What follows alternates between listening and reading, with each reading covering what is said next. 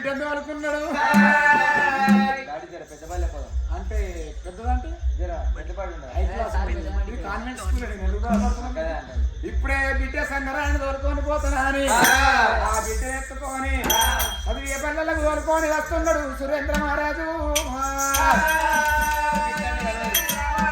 deal deal deal డీలమ్మ నాగులో కల్లమనాలే చల్లరా